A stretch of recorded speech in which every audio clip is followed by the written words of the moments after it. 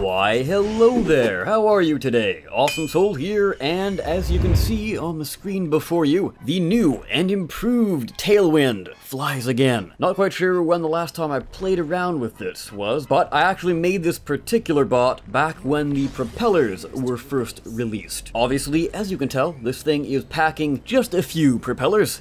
A little overkill. However, the recent updates have been nothing but kind to this bot. With the health boost and the speed boost, this thing is packing around 50% health boost. And as far as the speed boost goes, I can't quite remember off the top of my head. I think I want to say 32 or 34%, but whatever percentage it is enough to bring it up to 345 miles per hour. Yeah, you can say this thing goes a little bit fast. So it's got the bulk, it's got the speed, but unfortunately, it's not really got the firepower. So when the next update drops and we get the damage boost system, and therefore the flattening of the power, so everyone will have the same power, hopefully that would mean that this bot will have a far greater power pool to work with. But, of course, not really dishing out that much damage. It just means it can fire a few more times. Which, playing this thing reminded me of how much I hate the power pool of high CPU bots. But hold on, I hear you ask. You're not here to talk about your bot, you're here to talk about the update, as stated by the title. And yes, you would be indeed correct. So, I woke up this morning by first checking the Reddit and then the forums, and found that, well, it was a bit of a collective panic attack, it would seem. But while I was at work throughout the day, it gave me time to sort of stop and think and collect my thoughts after playing the game earlier. And I would say TLDR version is the update is pretty good. It's got a foundation. However,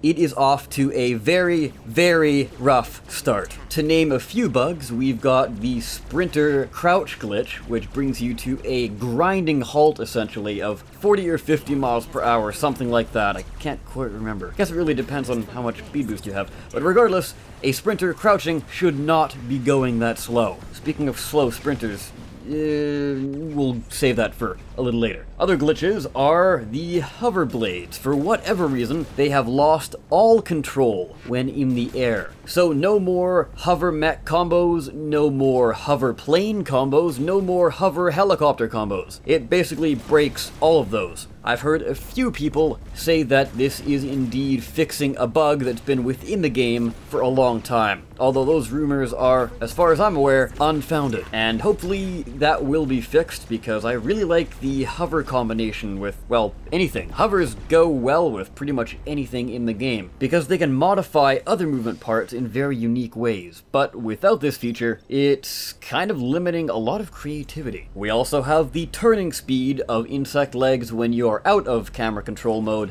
aka keyboard control mode, to be a little bit weird. I've seen a video of one bot spinning around like crazy with just a simple tap of the A or D key. And apparently some people have been having trouble with high-speed tank tracks. Although I've only seen that once or twice pop up, fairly rarely. Then again, who would really want to have a super rocket speed tank when you could have a rocket speed aircraft? Or a cruiser, for that matter. Anyway, I think that covers it for the major bugs. There are some other things that are features, but are a little wonky. Mainly the mech legs' brand new speed. I'm not talking about the sprinter legs, the actual original mech legs. For whatever reason, FreeJam decided to give a rather large buff to their speed, and they've been gradually gaining in speed over months and months. So now they're really, really, really weird to look at. Like, they don't feel like a big, beefy, menacing thing when they're just sort of doing this piddly little walk super fast. The reason for this is because the original animation was designed for something that moves around 100 miles per hour. And the perfect analogy here is walking. So originally the animation was designed for something that walks, but now you're making it more so something that kind of runs, but it's still using a walking animation. So it basically is like speed walking. And I'm sure if anybody knows what I'm referring to, it looks a little bit goddamn ridiculous. Even though it's somehow made it into the Olympic Games as an official sport. But hey, you do you, speedwalkers.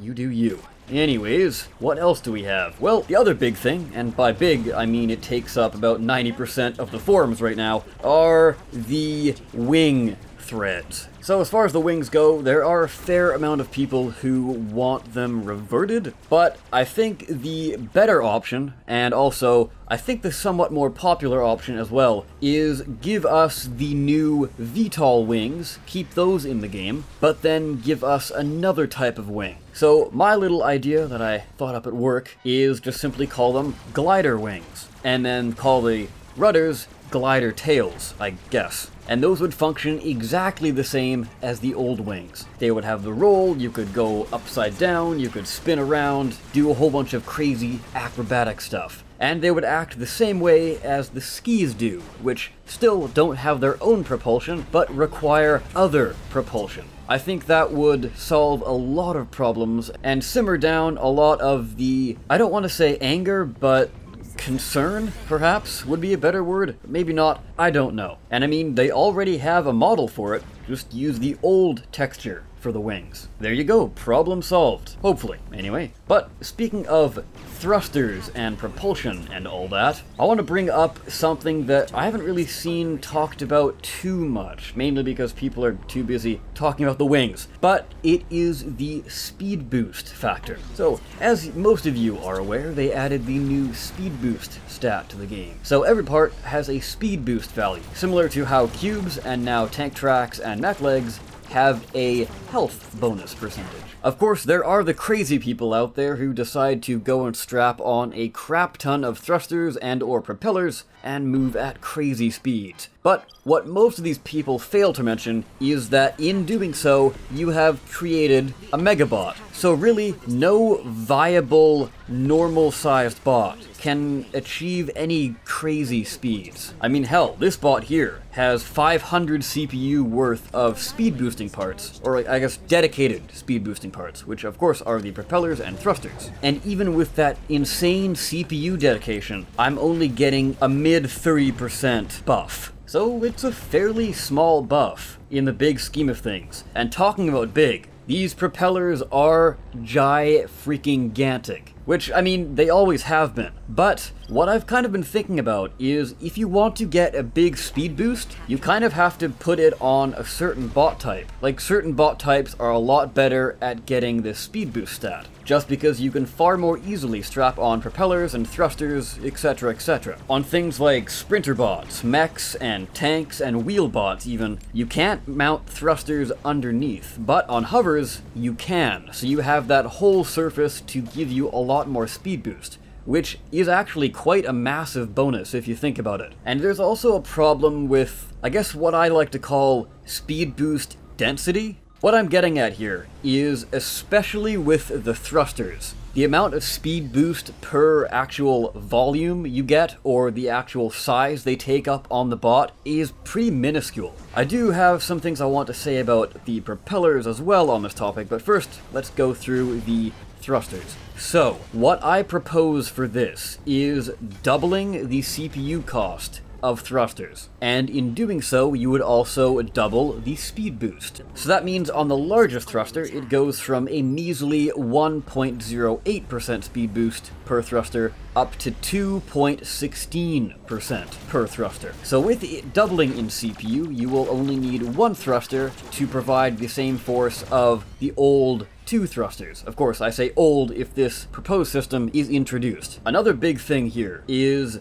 aesthetics. FreeJam have made a definite push in the last few updates to try and get players to build the way they want, and make it so you can actually make a good looking bot without really having to sacrifice a whole lot. However, under this brand new speed boost system, you pretty much have to strap on a crap ton of thrusters in order to get a decent speed boost, therefore ruining the aesthetic of your bot. So if you could achieve your desired speed boost in far less thrusters, that would be far greater. Now, the propellers, at least at the moment, they seem to be a little bit lacking in the speed boost percentage. The thrusters have a far greater CPU to speed boost value than they do, and they are a pretty massive target, and they're also very difficult to actually mount onto your bot successfully without having to fiddle around with any other shapes. Also, 100 CPU and also 50 CPU for the smaller version is a lot of CPU to sink into something, so you want it to be good, and it's a dedicated speed boosting part now, but doesn't really provide all that much of a bonus. So what I would say is up the CPU to speed boost percentage from its current 0.48 to 0.55, and then buff the smaller one while you're at it as well, but keeping it lower than the big one still. Even at the 0.55%, that is still lower than the Cheetah thruster, which is the largest one, and it is level to the Puma thruster. Because I feel once you go down in thruster size, especially with the smallest one, the Lynx, it can fit inside of a single cube, so that is pretty good for mounting inside of your bot. As far as the speed boost system in general, I think we'll just kind of have to wait and see. Like I've said, a lot of the super crazy, oh my god, I've gotten my bot to X amount of insane speed, really, they're kind of in the megabot category. So I don't think you need to worry too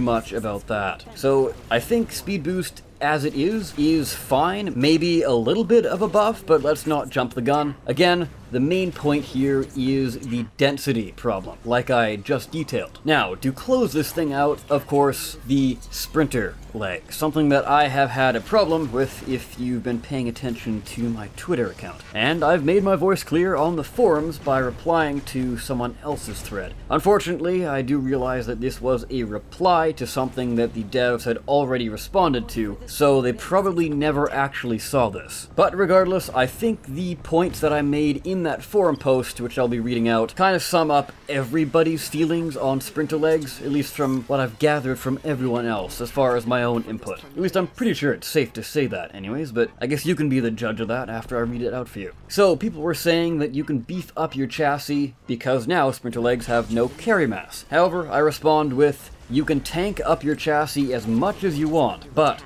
sprinter legs are 1. Always exposed to fire, 2. Very large targets and are easy to hit, 3. They have paper-thin armor, especially the numerous nerfs they've gotten over their introduction, which really, they've had nothing but nerfs, come to think of it. Anyways, yes, paper-thin armor, usually falling off in 2 to 3 plasma shots. Number 4, they are plasma magnets. Regular mech legs also suffer from this as well, however, they do have far more bulk in order to actually soak this up, so it's slightly less of a problem. So again, they are plasma magnets, since they are always dangling below the body of your bot. They are more often than not the first thing the plasma explosion, quote, seeks out. So the full force of plasma is routed directly into them, meaning all the damage goes into your legs. This takes them out with ease before you can really react at all. Number 5, sprinter legs need speed in order to dodge this plasma. Referring to the patch notes here, you say that this is a buff to them because mass is no longer a factor to slow them down. Yet, you set their speed at that of a current overburdened sprinter bot. Point number 6, some bot types are now slower too, but plasma will always fire at the same speed. Sprinters need speed in order to save their legs. Plus,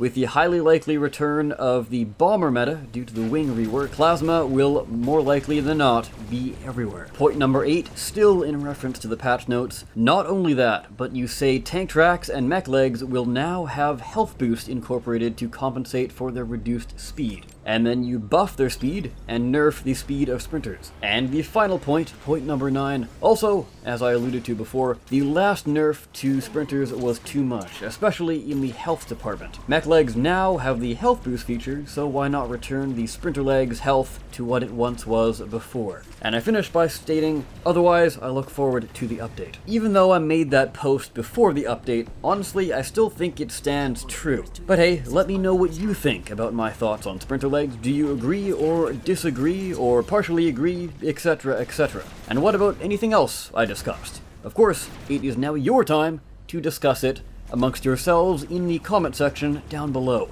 Before I close out the video today, I do want to bring up that there does seem to be a fair amount of doom and gloom around this update, mainly around the wings. But while they do take some getting used to, I think they're actually not that bad, although I do agree that having the old non-VTOL version as an option beside the new VTOL version would be pretty good. But yes, a lot of the things that people are kind of dooming and glooming about are things that can be fixed and tweaked. Hopefully FreeJam will address these fairly soon, perhaps in a update today or maybe a little later down the line. So just hold tight and see what happens. With that, guys, I of course have been the Awesome Soul. I thank you so very much for watching, and I will see you next time.